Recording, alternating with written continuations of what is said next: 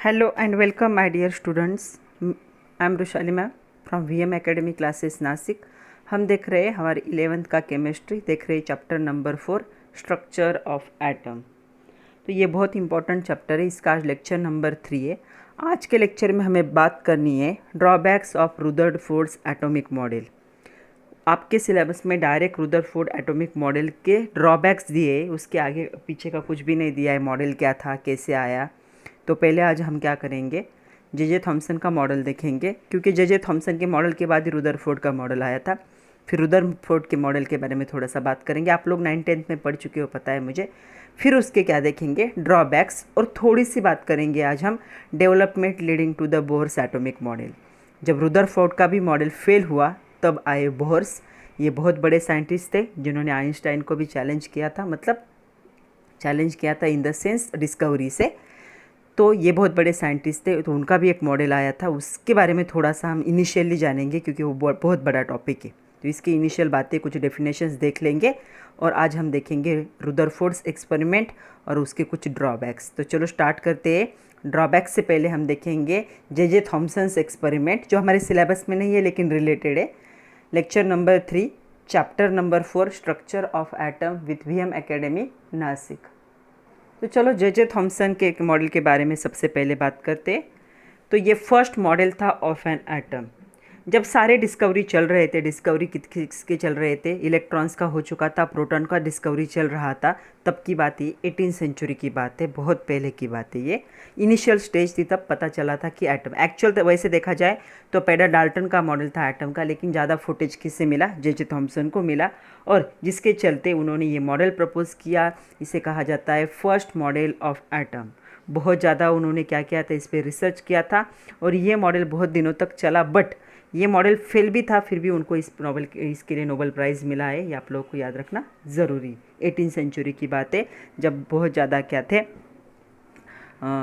ये नई technology available नहीं थी, फिर भी ये लोग बहुत ज़्यादा डिस्कवरी कर रहे थे. तो ये सराहने वाली बात है वैसे देखा जाए तो.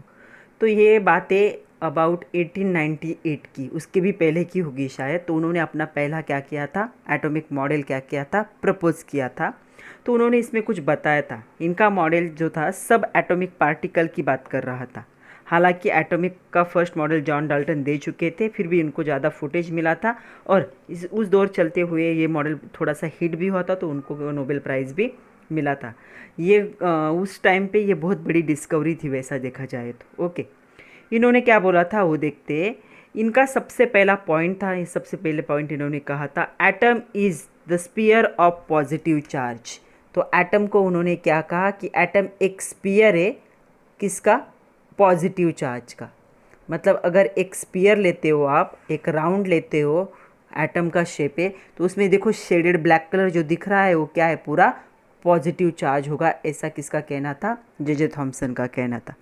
ओके, सेकंड पॉइंट उनका था, उन्होंने कहा इलेक्ट्रॉन्स आर एम्बाइडेड. तो ये जो पॉजिटिव चार्ज होंगे, ये जो ब्लैक वाला सारा शेडेड पार्ट दिख रहा है वो क्या होगा, पॉजिटिव चार्ज होगा, और उसमें इलेक्ट्रॉन्स क्या होंगे, ऐसे एम्बाइडेड होंगे. मतलब एक अगर स्पीयर है तो उसमें क्या होगा, स्पीयर में कंप्लीटली क्या होंगे, पॉजिटिव चार्ज भरे हुए होंगे और उसमें क्या होंगे, इलेक्ट्रॉन्स होंगे.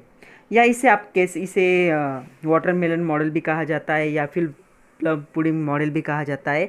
सपोज एक कटोरी में हमने खीर ली, ऐसे समझो. तो खीर में जो मिल्क यूज़ होता है, उस मिल्क को हम क्या कहेंगे, पॉजिटिव चार्ज कहेंगे, क्योंकि वो ज़्यादा क्वांटिटी में होता है. वाइट कलर जो होता है वो खीर का. और उसमें कहीं तो भी आपको ऐसे काजू किशमिश दिख रहे होंगे, तो उस काजू किशमिश को क्या कहोगे, इलेक्ट्रॉन कह सकते हो.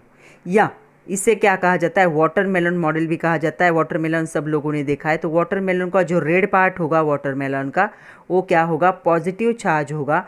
और जो ब्लैक कलर के कहीं कहीं पे सीड्स दिखते हैं, वो सीड्स क्या होंगे, इलेक्ट्रॉन होंगे. इसीलिए इसको क्या कहा जाता है, प्लम पुडिंग मॉडल भी कहा जाता है या वाटरमेलन मॉडल भी कहा जाता है. जो रेड पार्ट होगा वाटरमेलन का वो पॉजिटिव चार्ज होगा, और जो ब्लैक कलर के सीड्स देखेंगे वो इलेक्ट्रॉन. या खीर का कटोरा ले लो, आपको जो खीर का वाइट कलर दिख रहा है वो क्या होगा, मिल्क, मतलब वो पॉजिटिव चार्ज है. और उसमें कहीं तो भी हमें क्या दिख रहे हैं, थोड़े से जो काजू किशमिश जो भी राइस है वो दिख रहा है, वो क्या है, इलेक्ट्रॉन्स है. ऐसा इनका कहना था कि जो एटम है, एटम एक स्फीयर होगा, उसके अंदर बहुत सारे पॉजिटिव चार्ज होंगे. मतलब वो पूरा तरह से पॉजिटिव चार्ज से क्या है, एकदम भरा हुआ है और उसमें कहीं कहीं इलेक्ट्रॉन्स क्या है, एम्बेडेड है, कहीं कहीं पे इलेक्ट्रॉन्स लगे हुए।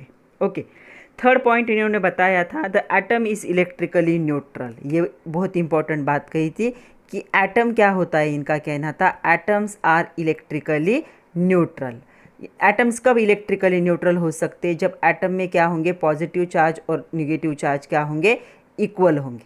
तो इनका कहना था जो पॉजिटिव चार्ज होते एटम में वो किसके बराबर होते हैं, निगेटिव चार्ज के बराबर होते हैं, इसलिए एटम क्या होता है, इलेक्ट्रिकली न्यूट्रल होता है। ओके, ये इनका कहना था। तो ये बहुत बड़ा सक्सेस था, मतलब एटम पूरा पॉजिटिव चार्ज से भरा हुआ है। अगर खीर का कटोरा लिया तो उसमें से दूध को हम क्या कहेंगे, पॉजिटिव चार्ज, और काजू किशमिश को क्या कहोगे यहाँ पे, इलेक्ट्रॉन्स। या फिर वाटरमेलन को देखोगे तो रेड पार्ट को पॉजिटिव चार्ज कहोगे, और जो यहाँ पे आपको सीड्स दिखते हैं ब्लैक कलर के वो क्या होंगे, इलेक्ट्रॉन्स होंगे। इसीलिए इसको प्लम पुडिंग मॉडल या फिर वाटरमेलन मॉडल भी कहा जाता है। ओके, तो यहाँ पे देखो इन्होंने ये भी कहा था कि एटम जो होता है वो इलेक्ट्रिकली न्यूट्रल होता है, मतलब पॉजिटिव चार्ज किसके बराबर में होंगे, निगेटिव के बराबर में होंगे। और ये फर्स्ट मॉडल था जिसमें ऐसी बातें हुई थी। ये उस टाइम की बहुत बड़ी डिस्कवरी है, हालांकि बाद में ये फेल हुआ, लेकिन उस दौर में ये बहुत बड़ी डिस्कवरी थी, बहुत बड़ा सक्सेस था। उसके बाद क्या हुआ बच्चों, ये मॉडल फेल क्यों हुआ वो इम्पॉर्टेंट है। उन्होंने ये भी कहा था कि ये इलेक्ट्रॉन्स जो होंगे वो क्या होंगे, जो पॉजिटिव चार्ज होता है एटम में वो किसके बराबर होगा, निगेटिव चार्ज के बराबर होगा।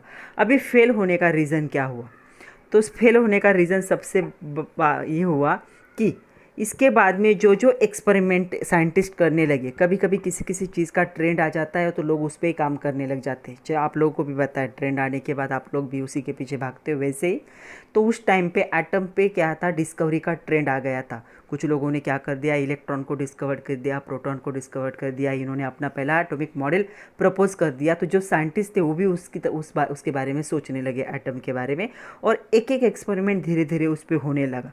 जब एक्सपेरिमेंट होने लगते तो जो पिछले एक्सपेरिमेंट थे उसके बेसिस पे नेक्स्ट एक्सपेरिमेंट होते, तो बहुत सारे एक्सपेरिमेंट को ये जो जे थॉमसन का मॉडल था वो सपोर्ट नहीं कर रहा था।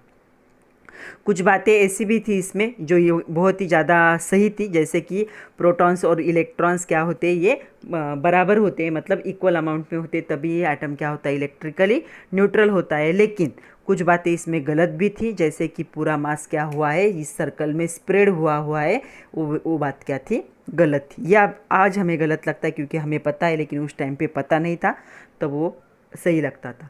तो ये मॉडल फेल है, ये तब पता चला जब रुदरफोर्ड अपना एक एक्सपेरिमेंट कर रहे थे। तो इसके बाद आए रुदरफोर्ड्स एक्सपेरिमेंट। तो रुदरफोर्ड जो थे, रुदरफोर्ड का एक अल्फ़ा पार्टिकल स्कैटरिंग का एक्सपेरिमेंट था। ये बहुत बड़ी खोज थी और काफ़ी चीज़ें इसके बाद चेंज होने लगी। तो रुदरफोर्ड क्या कर रहे थे, रेडियो एक्टिव की तरफ एक्सपेरिमेंट कर रहे थे। रेडियो एक्टिव एलिमेंट मतलब वो कोई तो भी रेडियो एक्टिव एलिमेंट का सोर्स यूज़ करते थे, जैसे रेडियम कुछ भी, और उसमें से अल्फ़ा और बीटा जो पार्टिकल निकलते थे, रेडियो एक्टिव पार्टिकल, उनका यूज़ करके वो क्या कर रहे थे, एक्सपेरिमेंट कर रहे थे और पैसे कमा रहे थे। ये बहुत रिच पर्सन थे, उनकी अपनी खुद की कंपनी थी जिसमें वो रेडियो एक्टिव एलिमेंट पे क्या करते थे, काम करते थे। तो रेडियो एक्टिव एलिमेंट क्या होता है उस जान लेते हैं। अभी हमें रुदरफोर्ड्स मॉडल देखना है। तो रुदरफोर्ड एक एक्सपेरिमेंट कर रहे थे अल्फ़ा पार्टिकल स्कैटरिंग का। तो अल्फ़ा पार्टिकल होते क्या है वो आपको बता दूं। वैसे तो हमें ये 11th में भी देखना है न्यूक्लियर केमिस्ट्री, तब हमें अल्फ़ा पार्टिकल के बारे में अच्छे से बात करनी है, लेकिन थोड़ा सा जान लो अभी। जो अल्फ़ा पार्टिकल होते हैं इन पे +2 चार्ज होता है, मतलब इनका जो एटॉमिक नंबर जहाँ पे हम लिखते हैं वो कितना होगा, 2 होगा, और इन पे +4 क्या होता है, मास होता है।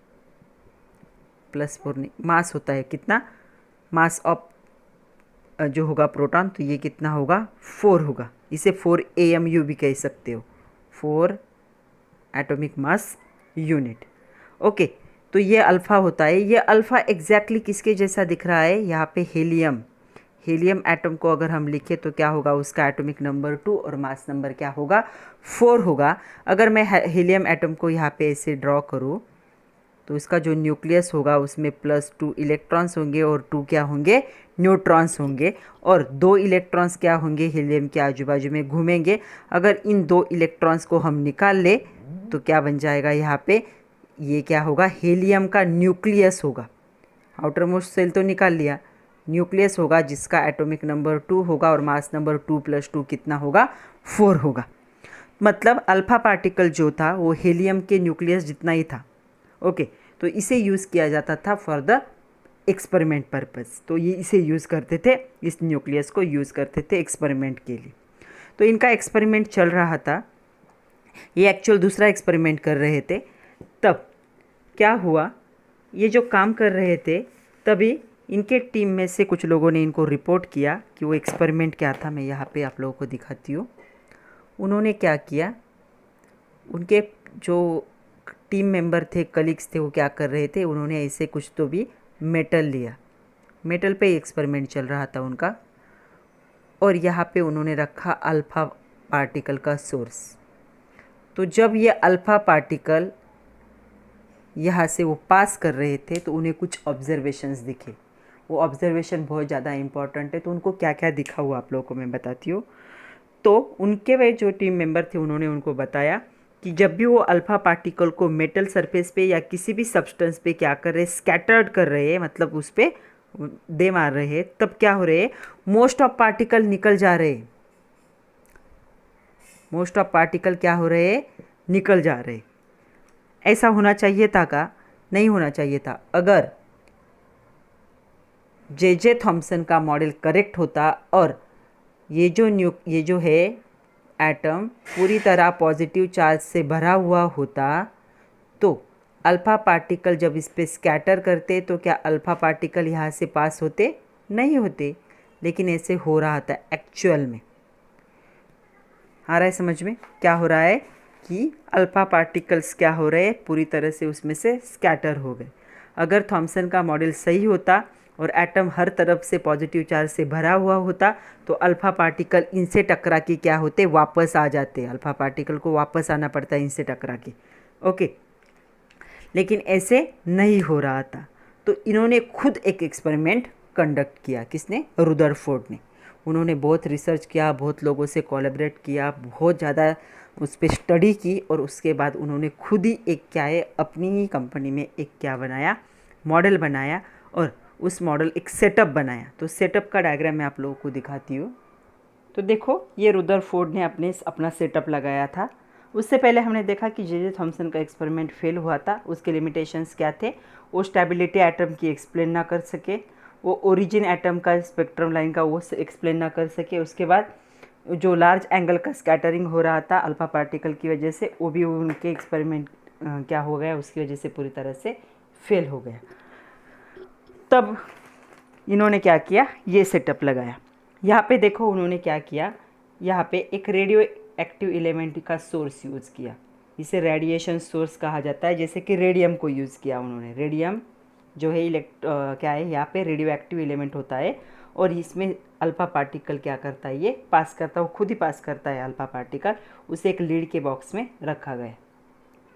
फिर उन्होंने क्या किया, यहाँ पे एक थिन की गोल्ड फॉइल लगाई, बहुत ही थिन, एकदम पेपर जैसी थिन फॉइल लगाई। और उसके पीछे उन्होंने क्या लगा दिया, उसके पीछे उन्होंने लगा दिया यहाँ पे जिंक सल्फेट की स्क्रीन, जो कि एक फ्लोरोसेंट स्क्रीन थी। तो फ्लोरोसेंट स्क्रीन यहाँ के पीछे उन्होंने लगा दी, और उन्होंने अपना एक्सपेरिमेंट किया। उन्होंने जब यहाँ से पार्टिकल पास किए तो उनको कुछ ऑब्जर्वेशंस मिले। ओके, तो फिर पार्टिकल सोर्स में से निकले, और ये काफ़ी एक्सपेंसिव एक्सपेरिमेंट था। रुदरफोर्ड उसी पे काम कर रहे थे तो अफोर्ड कर सकते थे, तो उन्होंने बहुत सारे पार्टिकल पे क्या किया, काम किया, और उसके बाद कंक्लूजन निकाले।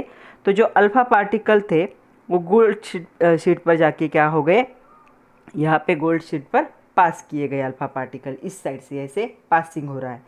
तब उन्होंने कुछ ऑब्जर्वेशंस लिखे, और उन ऑब्जर्वेशन को यहाँ पे उन्होंने मेंशन किया है। तो सबसे पहला उनका ऑब्जर्वेशन था कि about nearly 99.9% alpha particle pass under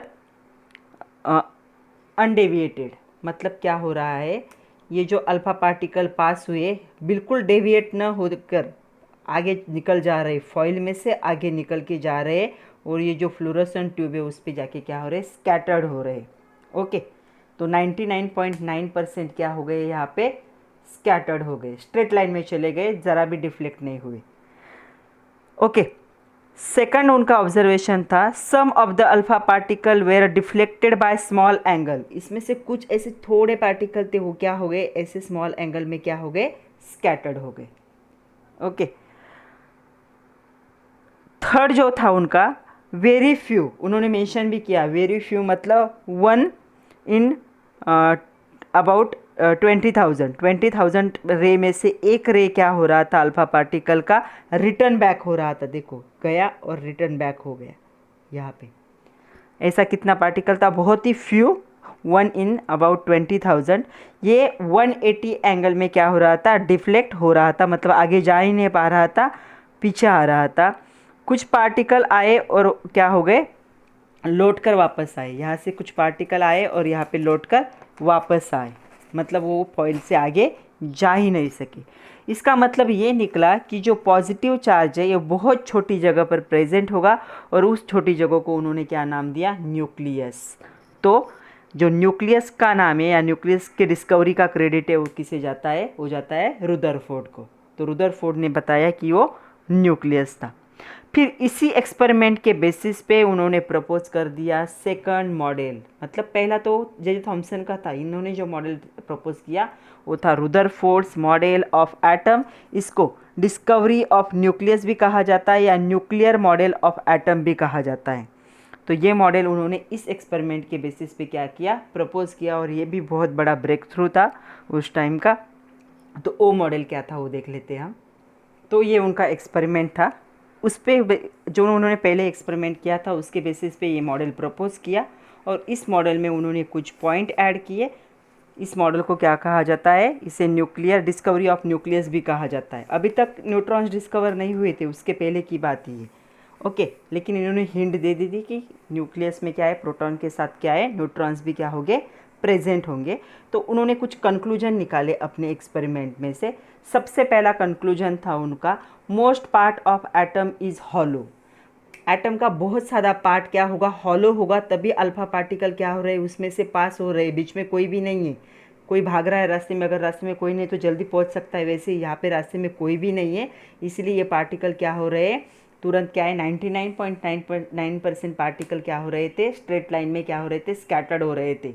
ये कब पॉसिबल है, जब बहुत सारा एटम का पार्ट क्या होगा, हॉलो होगा। Since most of alpha particle undeflected through the most of part of the atom, so atom is hollow. Atom का बहुत सारा पार्ट क्या होगा, हॉलो होगा, मतलब खाली होगा, ऐसा इनका कहना था। सेकंड उन्होंने दे दिया observation, the positive charge is concentrated somewhere in atom. जो पॉजिटिव चार्ज होगा एक ही जगह पे क्या होगा, कॉन्सेंट्रेटेड होगा, हर जगह पे स्प्रेड नहीं होगा। जो कहा था जे थॉमसन ने कहा था कि हर जगह पे प्रेजेंट है, इन्होंने कहा किसी एक ही जगह पे क्या होगा, कॉन्सेंट्रेटेड होगा। तभी तो क्या हो रहा है, थोड़ा सा डिफ्लेक्शन हो रहा है। देखो उस पॉजिटिव चार्ज की वजह से क्या हो रहा है, अल्फा पार्टिकल का थोड़ा सा डिफ्लेक्शन हो रहा है। The deflection of very few positively charge alpha particle through 180 degree indicates that the repulsion due to the presence of positive. Alpha particle पे भी पॉजिटिव चार्ज है और यहाँ पे भी पॉजिटिव चार्ज है। अगर ये पार्टिकल यहाँ पे आएंगे तो ये पार्टिकल उसे दूर कर देंगे। पॉजिटिव क्या होता है, जनरली अट्रैक्शन नहीं होता, रिपल्शन होता है। तो ये पार्टिकल इस पॉजिटिव की वजह से क्या हुए, थोड़े से डिफ्लेक्ट हो गए। इसका मीनिंग क्या होगा कि पॉजिटिव चार्ज क्या होंगे, कहीं तो भी कॉन्सेंट्रेट होंगे, एक जगह पे प्रेजेंट होंगे। थर्ड उनका ऑब्जर्वेशन था, there is something heavy in the atom, और यही हिंट थी कि एटम में क्या प्रेजेंट होंगे, न्यूट्रॉन्स प्रेजेंट होंगे। तो ये जो अल्फा पार्टिकल एक मैसिव मास है, मतलब बहुत ही पावरफुल बड़ा स्ट्रॉन्ग मास है, उसको रिपल्शन करने के लिए उससे भी ज़्यादा स्ट्रॉन्ग मास का प्रेजेंस होना ज़रूरी है। तो इन्होंने क्या कहा, देयर इज समथिंग, मतलब एटम में कुछ तो ऐसा है दैट इज़ हेवी। वो क्या होगा, हेवी होगा देन अल्फा पार्टिकल। तो उसे उन्होंने क्या नाम दे दिया, न्यूक्लियस नाम दे दिया। और ये मॉडल भी बाद में क्या हुआ, फेल हुआ। ये मॉडल फेल होने के दो रीज़न थे और यही हमारा आज का टॉपिक है। हमारे चैप्टर में डायरेक्ट यही दिया है, द लिमिटेशंस और drawbacks of the Rutherford's atomic model. अभी एटॉमिक मॉडल समझ में आया कि अल्फा पार्टिकल को पास किया तो 99.9% मेजॉरिटी पार्टिकल क्या हो गए, पास हो गए, क्योंकि एटम क्या था, हॉलो था। उसके बाद वेरी फ्यू क्या हुए, थोड़े से एंगल में क्या हुए, यहाँ पे डिफ्लेक्ट हुए, थोड़े स्मॉल और थोड़े लार्ज एंगल में क्या हुए, डिफ्लेक्ट हुए। ओके। और तीसरा था कि बहुत ही रेयर, मतलब अगर 20,000 रेज पकड़ोगे तो उसमें से एक रे क्या हो रहा था, रिपल्शन मतलब बैक हो रहा था। क्यों? क्योंकि वो एग्जैक्टली पॉजिटिव चार्ज न्यूक्लियस पे क्या हो रहा था, जाके स्कैटर हो रहा था और वहाँ से वो क्या हो रहा था, 180 डिग्री में क्या हो रहा था, रिफ्लेक्ट हो रहा था। ये क्या था, रुदरफोर्ड्स मॉडल। ये करेक्ट थे, उन्होंने कहे हुए सारे बातें करेक्ट थे, लेकिन इसके दो लिमिटेशन है। वही दो लिमिटेशन को अभी हमें देखना है। तो उसके बाद एक और साइंटिस्ट थे जो इलेक्ट्रोमैग्नेटिक वेव्स पे काम कर रहे थे, उनका नाम था मैक्सवेल। तो मैक्सवेल बहुत बड़ा नाम है फिजिक्स में भी और केमिस्ट्री में भी। ये इलेक्ट्रोमैग्नेटिक इलेक्ट्रिसिटी से रिलेटेड जितने एक्सपेरिमेंट थे वो क्या कर रहे थे, ये कर रहे थे। और मैक्सवेल थ्योरी के अकॉर्डिंग क्या हो रहा था, वो थ्योरी थी इलेक्ट्रोमैग्नेटिक रेडिएशन की। जब कोई भी चार्ज पार्टिकल, जैसे कि इलेक्ट्रॉन्स है, उन पे निगेटिव चार्ज है, तो ये निगेटिव चार्ज पार्टिकल है, तो कोई भी चार्ज पार्टिकल जब घूमता है, एक्सेलरेटर होता है, मतलब अभी यहाँ पे इन्होंने कहा था, रुदरफोर्ड का ही मानना था कि जो होगा एटम ऐसे होगा और जो इलेक्ट्रॉन्स होंगे वो इलेक्ट्रॉन्स कंटिन्यूअसली क्या होंगे, इसके इर्द गिर्द क्या होंगे, घूमते रहेंगे इन द फिक्स रोटेशन। इसे उन्होंने ऑर्बिट नाम दिया था। ये रुदरफोर्ड का ही कहना था कि जो इलेक्ट्रॉन्स होंगे वो इलेक्ट्रॉन्स क्या होंगे, ऐसे न्यूक्लियस के आजू बाजू में क्या होंगे, सर्कुलर पाथ में रोटेट होते रहेंगे, एक जगह पे नहीं रहेंगे। तभी इन्होंने ही कहा था कि ये क्या हो रहा है, यहाँ पे इस पे स्कैटर्ड नहीं होते, इससे अट्रैक्ट नहीं होते। ओके, तो अकॉर्डिंग टू मैक्सवेल थ्योरी क्या था, मैक्सवेल का कहना था, उनकी थ्योरी 100% वेल प्रूफ थ्योरी थी। उन्होंने क्या कहा था, इलेक्ट्रोमैग्नेटिक रेडिएशंस जो होते हैं, जो चार्ज पार्टिकल है, वो इलेक्ट्रोमैग्नेटिक रेडिएशन का एक्सपेरिमेंट कर रहे थे, लेकिन इससे रिलेट हो गया वो। तो जो चार्ज पार्टिकल है जब रिवॉल्व होते हैं, इट गिव्स द रेडिएशन। जब वो ऐसे कंटिन्यू एक जगह पे नहीं रुकेंगे, कंटिन्यूस घूमते रहेंगे, एक्सेलरेटेड मोड में रहेंगे, तब क्या होता है, वो रेडिएशंस क्या करते हैं, बाहर और लूज एनर्जी। मतलब अगर ये इलेक्ट्रॉन कंटिन्यूस इसके आजू बाजू में घूम रहा है, घूम रहा है, घूम रहा है, एक्सेलरेटेड है, तो अकॉर्डिंग टू मैक्सवेल थ्योरी ये क्या होना चाहिए था, कुछ देर के बाद इसकी एनर्जी कम होके और कम होगी और कम होगी और कम होगी, और ये क्या होना चाहिए था, इसके अंदर चला जाना चाहिए था। ओके, और इसके वजह से जो एटम था वो एटम क्या हो जाता, डिस्ट्रॉय हो जाता, लेकिन ऐसा नहीं हुआ। So according to Maxwell theory of electromagnetic radiation, when the charge particles revolve, gives out radiation, ये radiation बाहर निकालेंगे and lose the energy, energy को lose करेंगे। An electron revolving around nucleus continuously emit radiations and energy. Due to this, electron should close to the nucleus. तो electron क्या है, energy कम होते होते ऐसे होना चाहिए था, एनर्जी कम होते होते होते होते ऐसे ऐसे ऐसे क्या करते हुए क्या होना चाहिए था, न्यूक्लियस के क्लोजर जाना चाहिए था, लेकिन वैसे नहीं हो रहा था। Due to this electron should come to the closer to the nucleus and जो स्पायरल होगा वो कम हो जाता उसके बाद, और न्यूक्लियस क्या होता, सॉरी इलेक्ट्रॉन्स क्या होता, न्यूक्लियस में गिर जाता, और इसके वजह से जो एटम है वो एटम क्या हो जाता, डिस्ट्रॉय हो जाता विद इन 10⁻⁻10 सेकंड, ऐसे होता। बट ऐसा नहीं हो रहा है।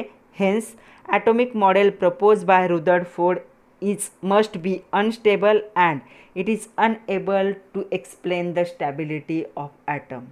ये जो रुदरफोर्ड का मॉडल था ये एटम की स्टेबिलिटी को एक्सप्लेन नहीं कर पाया, ये पहला ड्रॉबैक्स था।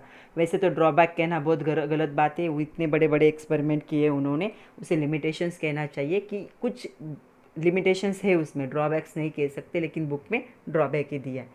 तो समझ में आया कि मैक्सवेल के हिसाब से कोई भी चार्ज पार्टिकल अगर घूमते रहता है तो वो रेडिएशन पास करता है, उसके लिए एनर्जी लूज़ होती है। अगर इलेक्ट्रॉन भी कंटिन्यूस घूम रहा है तो घूमते घूमते उसकी एनर्जी कम होनी चाहिए थी, वो न्यूक्लियस के क्लोजर आना चाहिए था, और एक ऐसी कंडीशन आएगी जब न्यूक्लियस में फॉल हो जाएगा और एटम डिस्ट्रॉय होगा, लेकिन ऐसा नहीं हो रहा था। मतलब रुदरफोर्ड कहाँ फेल हो चुके, to explain the stability of atom, atom stable कैसे वो एक्सप्लेन नहीं कर पाए, ये पहला ड्रॉबैक था। दूसरा ड्रॉबैक ये था, this model does not explain the arrangement of electron around the nucleus. Nucleus के आजू बाजू में इलेक्ट्रॉन्स की अरेंजमेंट कैसी होगी, ये भी क्या है, रुदरफोर्ड की थ्योरी एक्सप्लेन नहीं कर पाई। ओके, इसके अलावा एक तीसरा भी ड्रॉबैक है जिसे स्पेक्ट्रम कहा जाता है, जो आपके टेक्स्ट बुक में मेंशन नहीं किया है, लेकिन मैं आप लोगों को बता देती हूँ। सपोज एक जार लिया है ट्रांसपेरेंट ग्लास का और उसमें हाइड्रोजन गैस को फिल किया है, जार को कवर किया है और इस साइड से क्या है, वाइट लाइट को पास किया गया।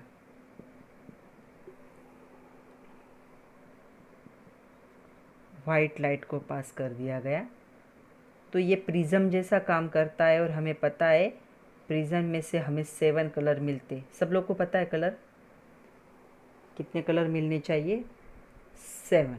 इसे क्या कहा जाता है? स्पेक्ट्रम भी कहा जाता है इसे। ओके, मतलब अगर वाइट लाइट को हम पास करते प्रिज्म में से या किसी गैस में से, तो यहाँ पे कितने कलर मिलने चाहिए? 7 कलर मिलने चाहिए, इंद्रधनुष जैसे।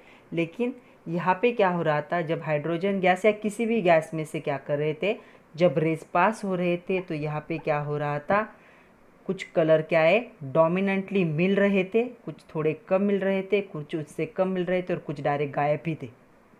मतलब जो 7 कलर का स्पेक्ट्रा होना चाहिए था वो एग्जैक्टली 7 कलर का स्पेक्ट्रा यहाँ पे नहीं मिल रहा था। और ये भी रुदरफोर्ड का एक्सपेरिमेंट एक्सप्लेन नहीं कर पाया कि ये जो लाइन स्पेक्ट्रा है या फिर गैस में से जो स्पेक्ट्रम मिल रहा है वो स्पेक्ट्रम में कुछ कलर मिसिंग क्यों है। जब यहाँ पे गैस बदला गया और यहाँ पे हीलियम गैस, सपोज़ यहाँ पे पहले जो था हाइड्रोजन गैस, सपोज़ बोल रही हूँ मैं, यहाँ पे ऑरेंज कलर है, ऑरेंज कलर बहुत ही ज़्यादा इसमें दिखा। रेनबो देखा है सब लोगों ने? देखा होगा तो आप लोगों को समझ में आएगा। दूसरा सपोज ब्लू कलर है, ऐसी अरेंजमेंट नहीं होती, मैं सिर्फ आपको एग्जांपल बता रही हूँ।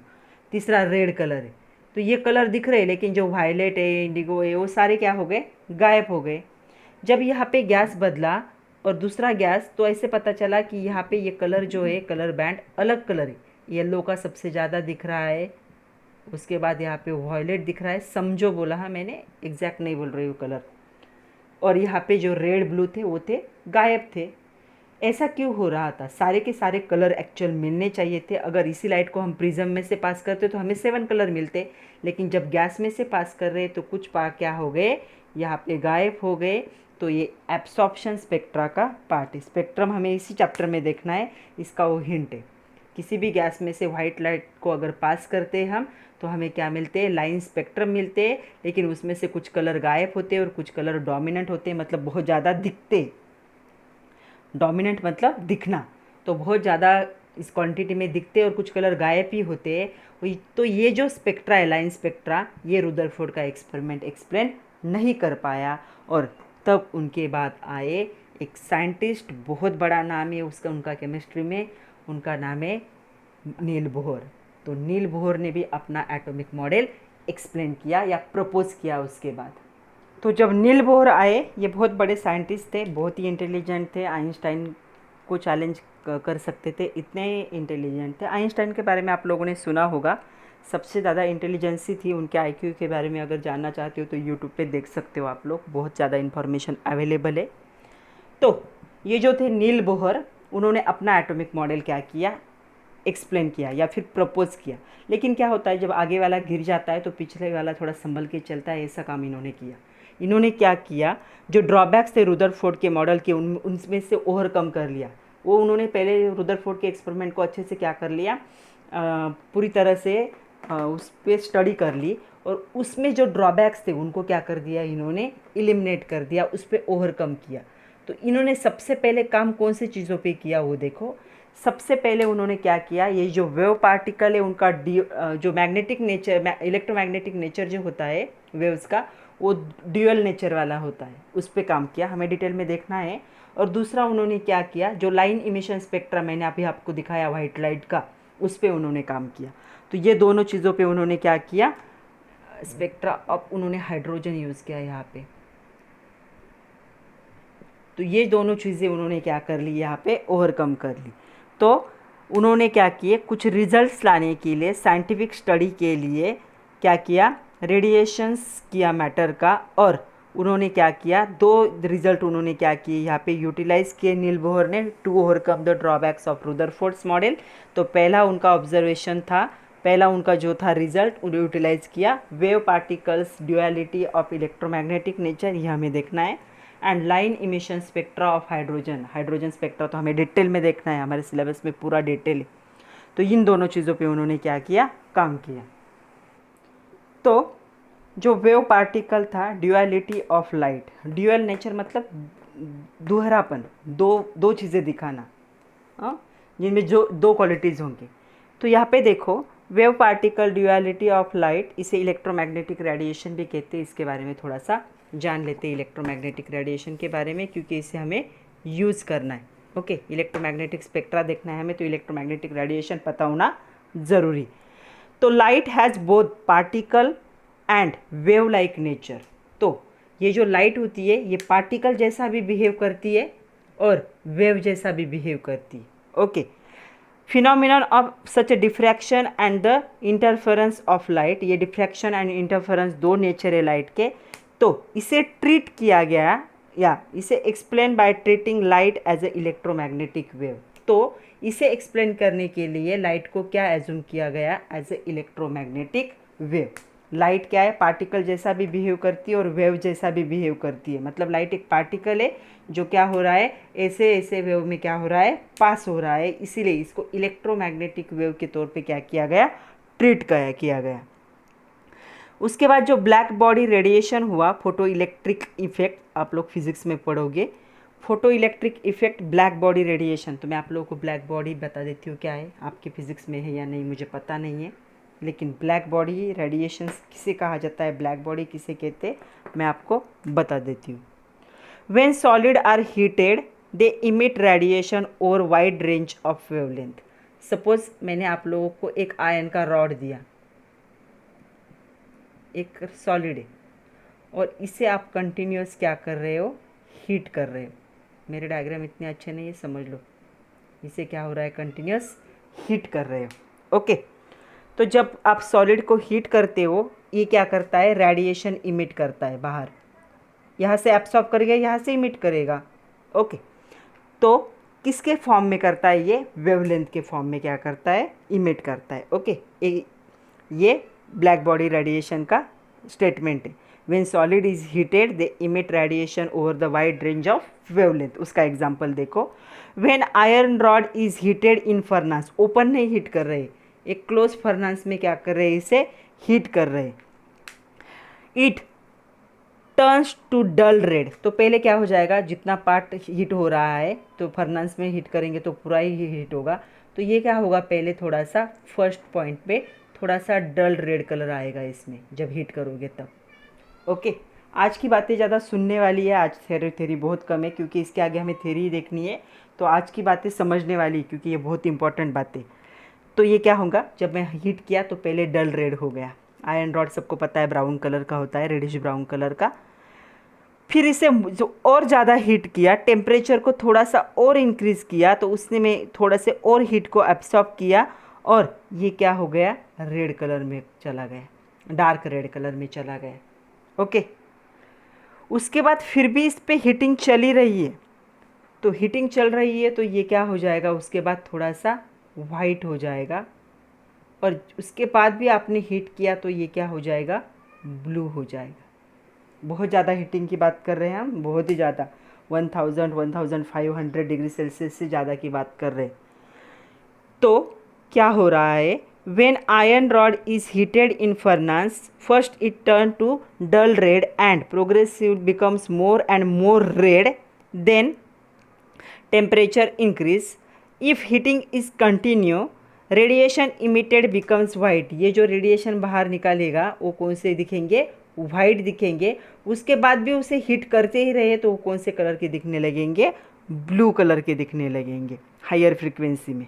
ओके, ये क्या इंडिकेट करता है, it means that frequency emitted radiation goes from lower frequency to higher frequency. तो लोअर से हायर फ्रीक्वेंसी में क्या हो रहा है, ये इसका इमिशन जा रहा है वेवलेंथ का। कब, जब आप हीटिंग को क्या कर रहे हो, इंक्रीज कर रहे हो। समझ लो अच्छे से, पहले हीट किया, डल रेड हुआ, फिर रेड हुआ, फिर उसके बाद वाइट लाइट को बाहर पास करने लगेगा, फिर ब्लू लाइट को बाहर पास करने लगा। जब आप उसको क्या कर रहे हो, हीट कर रहे हो, इसका मीनिंग क्या है, उसकी जो फ्रीक्वेंसी इमिट करने की रेडिएशन की, वो लोअर फ्रीक्वेंसी से हायर फ्रीक्वेंसी में क्या हो रही है, कन्वर्ट हो रही है। The red colour lies in the lower frequency region and blue colour lies on the higher frequency region in electromagnetic spectrum. जब मैं आप लोगों को इलेक्ट्रोमैग्नेटिक स्पेक्ट्रम दिखाऊंगी तब ये जो रेड कलर होता है ये लोअर फ्रीक्वेंसी पे होता है और ब्लू कलर जो होता है हायर वेवलेंथ के फ्रीक्वेंसी पे होता है। Okay, so the ideal body, ऐसी ideal body which emit and absorb radiation of all frequency, जो सारे फ्रीक्वेंसी की क्या है, रेडिएशन को एब्सॉर्ब भी कर सकती है और इमिट भी कर सकती है, ऐसे बॉडी को क्या कहा जाता है, ब्लैक बॉडी कहा जाता है। और ये बॉडी जो रेडिएशन इमिट करती है उसे क्या कहा जाता है, ब्लैक बॉडी रेडिएशन। तो ऐसे समझ लो, ऐसा सब्सटेंस जो क्या करेगा, हर फ्रीक्वेंसी के हीट को एब्सॉर्ब करेगा और हर फ्रीक्वेंसी के रेडिएशन को क्या करेगा, अपने से बाहर निकालेगा, उसे क्या कहा जाता है, उसे कहा जाता है ब्लैक बॉडी। और ये बॉडी जो रेडिएशंस बाहर निकालती है उसे क्या कहा जाता है, ब्लैक बॉडी रेडिएशन। यहाँ पे एक वर्ड आया था ब्लैक बॉडी रेडिएशन, इसलिए मैंने आप लोगों को बता दिया कि ब्लैक बॉडी रेडिएशन होता क्या है। ओके, तो अभी इसमें हम देख रहे हैं, तो यहाँ पे क्या हुआ, ब्लैक बॉडी रेडिएशन और फोटो इलेक्ट्रिक इफेक्ट जब हुआ तब जो वेव नेचर लाइट का था वो एक्सप्लेन ना कर पाए। जब क्या हुआ, ब्लैक बॉडी रेडिएशन और फोटो इलेक्ट्रिक इफेक्ट है तो लाइट वेव है ये वो एक्सप्लेन नहीं कर पाया। कौन से effect, black body radiation and photo electric effect. This could be announce for the considering particle nature of light. इसके वजह से लाइट को कौन से तौर पे कंसिडर किया गया, लाइट को पार्टिकल कहते हैं, लाइट पार्टिकल ऐसे कहा जाता है, तो लाइट को पार्टिकल के तौर पे ट्रीट करने लगे। Both Fino could not be explain only by the accepting the light has dual behaviour. तो ये दोनों भी फिनोमिनन, कौन से, black body radiation and photo electric effect, दोनों भी ये एक्सप्लेन नहीं कर पाए कि जो होता है लाइट उसका क्या होगा, ड्यूअल नेचर होगा ये फिनोमिनन। ये दोनों भी एक्सपेरिमेंट, दोनों भी जो ये थे एक्सप्लेन नहीं कर पाए दोनों phenomenon. When light interact with the matter it behave as a stream of particle. जब लाइट किसी के साथ इंटरेक्ट करती है तो वो क्या होती है, पार्टिकल का स्ट्रीम बन जाती है। स्ट्रीम मतलब सोर्स, उसे ही नाम दिया गया फोटोन। जब लाइट किसी भी पार्टिकल पे गिरेगी तो वो क्या हो जाती है, पार्टिकल का सोर्स बन जाती है, उसे ही क्या कहा जाता है, फोटोन कहा जाता है। And when light propagate it behave as a electromagnetic wave. जब वो लाइट चलती है तब क्या होती है, वो एक इलेक्ट्रोमैग्नेटिक वेव होती है। जब किसी पार्टिकल पे स्कैटर होती है, किसी पार्टिकल पे अड़ जाती है, तब क्या होती है, वो फोटोन होती है। ये यहाँ पे बताया गया by using black body radiation and photo electric effect. जैसे मैंने आप लोगों को ब्लैक बॉडी रेडिएशन बता दिया, वैसे फोटो इलेक्ट्रिक इफेक्ट भी बता देती हूँ क्या होता है। फोटो फिजिक्स में होगा ही फोटो इलेक्ट्रिक इफेक्ट, लेकिन यहाँ पे आया है तो समझ लो। अगर हमें कंसेप्ट पता हो ना तो जो जो थ्योरी होते हैं जल्दी समझ में आते हैं। ये थोड़ा हाई लेवल का केमिस्ट्री है ये चैप्टर थोड़ा सा। जो अल्बर्ट आइंस्टाइन थे, आइंस्टाइन के नाम से समझ लो, इन्होंने एक्सप्लेन किया था in 1905। He explain the phenomenon on the basis of quantum theory of radiation. Quantum theory पे उन्होंने ये क्या किया था, इसे एक्सप्लेन किया था। उनका क्या कहना था, he consider electromagnetic radiation as a stream of photon. तो जो इलेक्ट्रोमैग्नेटिक रेडिएशन थे उन्होंने उसको क्या कंसिडर किया, प्रोटॉन का स्ट्रीम, मतलब सोर्स ऑफ प्रोटॉन, जिसे उन्होंने क्या नाम दिया, Hp। ओके, तो उन्होंने क्या किया था, when a beam of light is light sufficient energy is made fall on the surface of the metal. जब किसी लाइट के बीम को मेटल के सरफेस पे क्या किया जाता है, स्कैटर्ड किया जाता है, मेटल के सरफेस पे पास किया जाएगा। इस मेटल में जो इलेक्ट्रॉन्स प्रेजेंट होते हैं, हमें पता है मेटल के आउटर मोस्ट सेल में 3, 2 या 1 क्या होते, इलेक्ट्रॉन्स होते। वो मेटल क्या करते, रेडी होते to separate them from themselves. क्यों, तो उसकी वजह से वो अगर सेपरेट हो जाए तो वो क्या हो जाएंगे, स्टेबल। तो जैसे ही यहाँ से बीम में से थोड़ा सा लाइट इन पे पड़ता है तो इनमें जो इलेक्ट्रॉन्स है, इलेक्ट्रॉन इजेक्ट होने लगते हैं, बाहर निकलने लगते। ओके, तो इसी फिनोमिनन को क्या कहा जाता है, photo electric effect. when beam of light is sufficient energy is made fall on the surface of metal, the electrons are ejected. This phenomenon is known as photoelectric effect and it is proposed by Albert Einstein. The electrons are ejected only if radiation striking the surface of metal. जब कब होगा ये, जब ये particle metal के जो surface होगा उसे स्ट्राइक करेंगे तभी ये क्या होगा, इजेक्शन होगा इलेक्ट्रॉन्स का। इसे थ्रेशोल्ड फ्रीक्वेंसी भी कहा जाता है। इतना डिटेल में जाने की ज़रूरत नहीं है, सिर्फ फोटो इलेक्ट्रिक इफेक्ट क्या है समझ लो, हमारे सिलेबस में नहीं है लेकिन यहाँ पे यूज़ किया था। ओके, तो अभी जो इलेक्ट्रोमैग्नेटिक वेव अभी हमने कहा, इलेक्ट्रोमैग्नेटिक वेव जो है, तो इलेक्ट्रोमैग्नेटिक वेव को भी समझ लेते। तो देखो, सपोज ये एक्चुअल क्या है, लाइट का पाथ है। ओके, तो यहाँ से लाइट क्या होनी चाहिए थी, पास होनी चाहिए थी। तो लाइट एक वेव है, एक कंप्लीट हो गया, दूसरा कंप्लीट हो गया, ऐसे क्या होगी,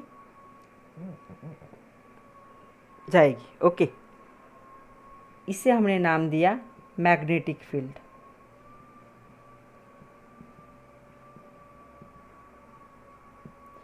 इसे कहा जाता है क्रेस्ट, CREST, क्रेस्ट। और ये था इलेक्ट्रिक फील्ड।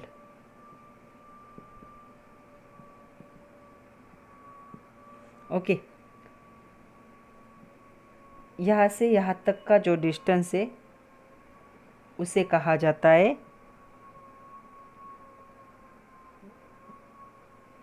एम्पलीट्यूड।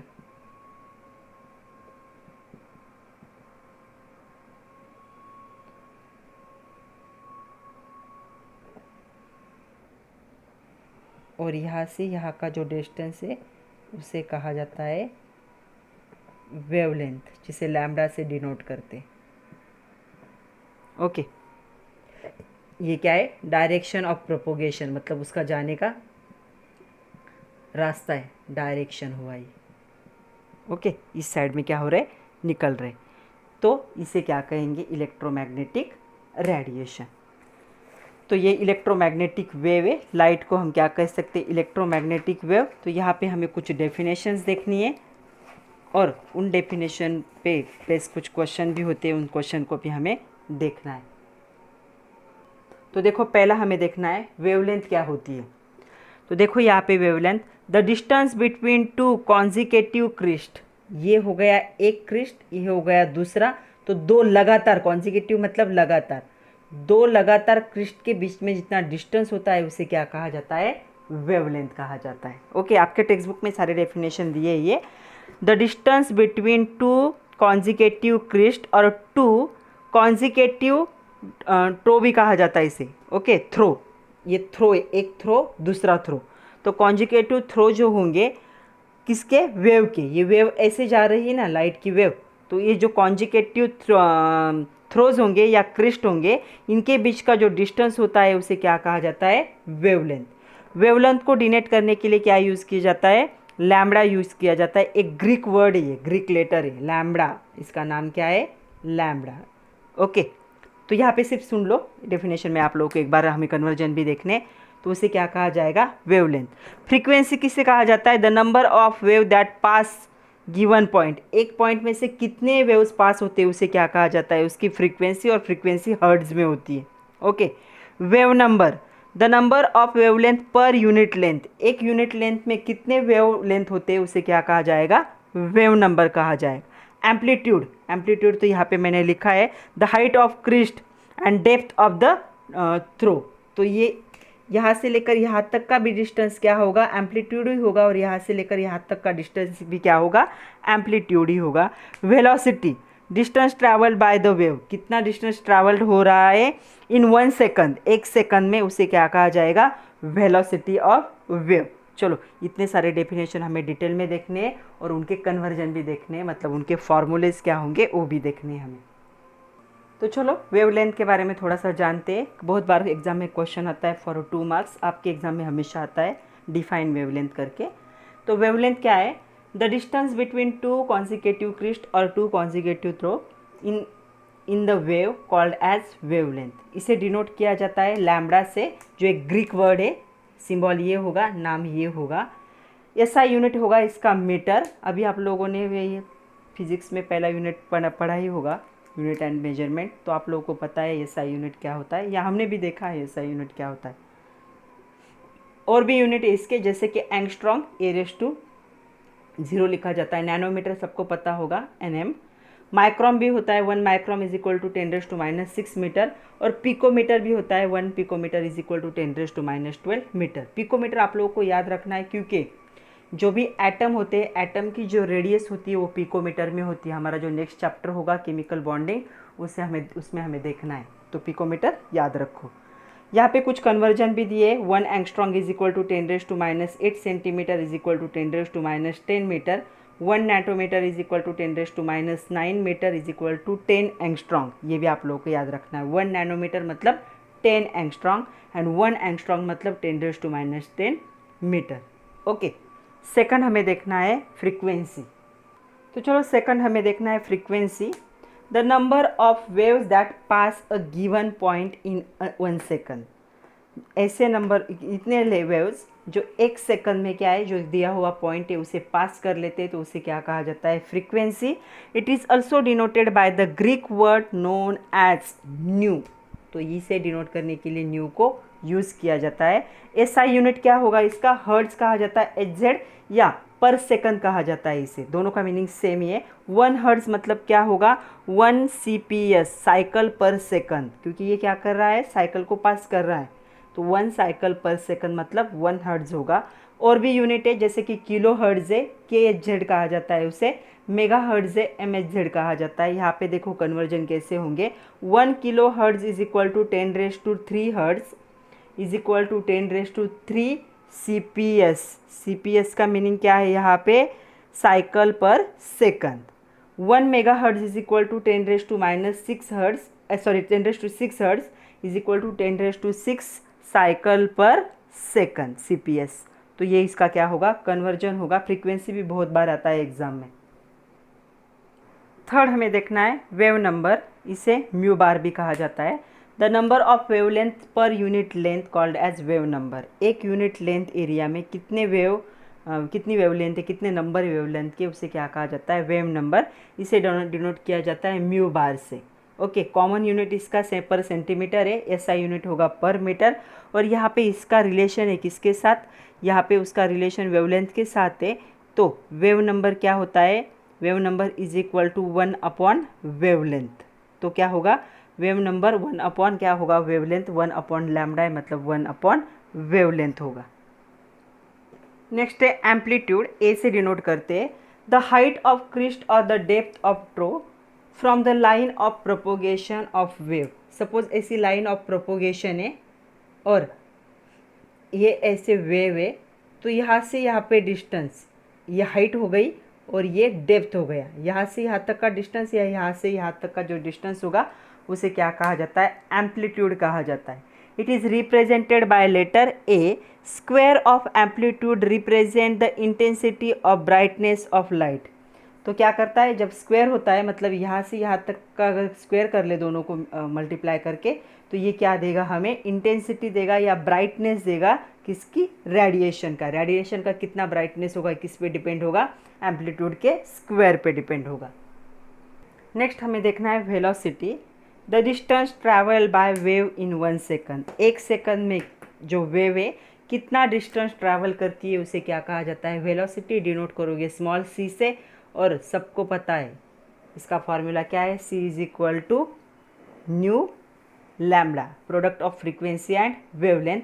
जो वेलोसिटी लाइट की होती है वो फिक्स होती है 3 × 10⁻10 सेंटीमीटर पर सेकंड और 3 × 10⁸ मीटर पर सेकंड। ये इन दोनों का प्रोडक्ट है। ये दोनों वेरी होते रहेंगे, लेकिन दोनों की मल्टीप्लिकेशन ऑलवेज क्या आएगी, इतनी आएगी। ये क्या होगी, फिक्स्ड अमाउंट होगी। तो ये था बच्चों, हमने आज बहुत ही इंपॉर्टेंट चीज़ों के बारे में देखा। जो नेक्स्ट लेक्चर होगा उस नेक्स्ट लेक्चर में हम देखेंगे इलेक्ट्रोमैग्नेटिक स्पेक्ट्रम। वो बहुत इंपॉर्टेंट लेक्चर है हमारे सिलेबस का। उसमें हम थोड़े सा क्वांटम थ्योरी के बारे में बात करेंगे। इमिशन स्पेक्ट्रा के बारे में बात करेंगे, बहुत इंपॉर्टेंट टॉपिक है उसमें, और कुछ न्यूमेरिकल्स देखेंगे उसमें, और फिर हम देखेंगे Bohr's model for hydrogen atom. जब तक आपको स्पेक्ट्रम अच्छे से समझ में नहीं आता, बोहर का मॉडल समझ में नहीं आएगा। तो पढ़ते रहिए बच्चों, खुद का ख्याल रखो। Thank you very much my dear students.